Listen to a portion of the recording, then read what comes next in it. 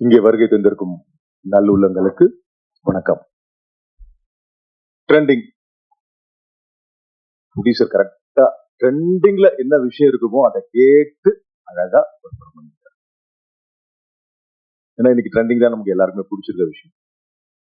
படத்தை எந்த அளவுக்கு ஒரு வீட்டுக்குள்ளேயே 20 நாள் சொன்னாங்க, 20 நாள்ல எந்த அளவுக்கு அழகா எடுக்க முடியுமோ அந்த அளவுக்கு எடுத்துருப்பாங்கன்னு நினைக்கிறேன். ஏன்னா நான் ஒரு ஆடியன்ஸா சொல்றேன். இப்பதான் நான் நடிச்சதோட அதுக்கப்புறம் வந்துட்டேன்.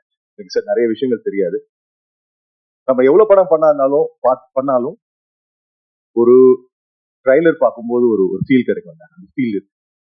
அது மியூசிக் டைரக்டர் கலக்கியிருக்காரு. ஏன்னா இந்த படத்துக்கு ரொம்ப இம்பார்ட்டன்டே இந்த பேக்ரவுண்ட் மியூசிக் தான். ஏன்னா த்ரில் எங்க பார்த்தாலும் த்ரில் இருக்கும். நீயா நானா நீயா நானா நீயா நானான்னு அது பிரமாதமா பண்ணியிருக்காரு, டவுட்டே கிடையாது. ஷாம்னாலே எல்லாரும் ஃபேனு. இந்த படத்துல சொல்லவே வேண்டாம். அவர் சின்ன படம் பெரிய படம் பார்க்காம பெஸ்டா வந்து பண்ணியிருக்காரு.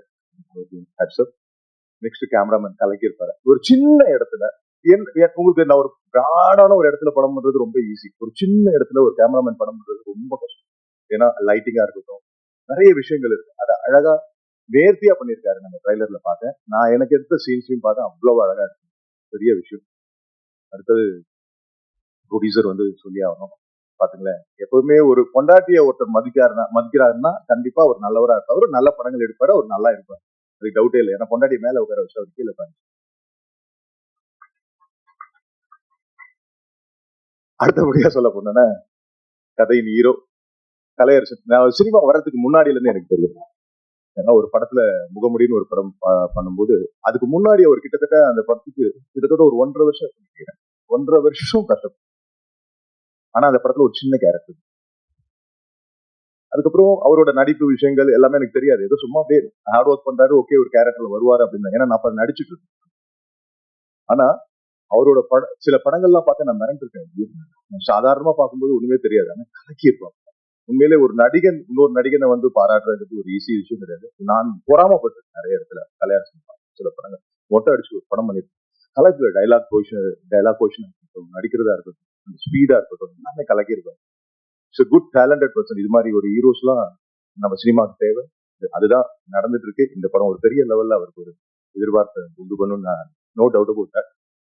டெக்னீஷியன்ஸ் எல்லாமே டைரக்டர் சொன்னார், சவுண்டே வராது எல்லாருக்கிட்டையும். அதாவது நிறைகுடம் எப்பவுமே அதுதான் டைரக்டர். நிறைகுடம் என்ன வேணுமோ ஒரு ஆர்டிஸ்ட் கிட்ட சும்மா மிரட்டி அது இது நிறைய டைரக்டர்ஸ் நிறைய பேர்ல சும்மா மிரட்டி வாங்கிட்டு இருக்காங்க. What is the use? Artist கிட்ட இருந்து வேலை வாங்குறதுங்கிறது அமைதியா என்ன வேணுமோ அதை அழகா வாங்கணும். அதை அழகா வாங்குறாரு. அப்பதான் ஆர்டிஸ்ட்க்கு டென்ஷனே இருக்காரு. பிரேம் சார் சொன்னார், பிரேம் எப்பவுமே எல்லா ட்ரெண்டிங் மூவிலையும் இருப்பாரு, அவரும் இந்த ட்ரெண்டிங் மூவில இருக்காரு. அதனால கண்டிப்பா அது ஹிட் ஆகும், டவுட்டே கிடையாது.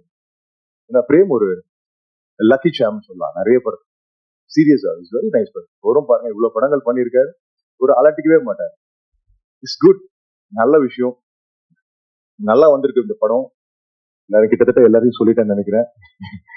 இது மீறி என் கூட நடிச்ச அந்த நேரத்துல இருந்தவங்களுக்கு எல்லாருக்கும், இந்த படத்துக்காக உழைச்ச எல்லாருக்கும் நன்றி சொல்லிக்கிறேன்.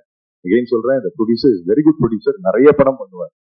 கண்டிப்பா இது உங்களுக்கு மட்டும் இல்ல, நம்ம மக்களுக்கு எல்லாருக்கும் ஒரு விருந்தா இருக்கும். No doubt about that. Thank you.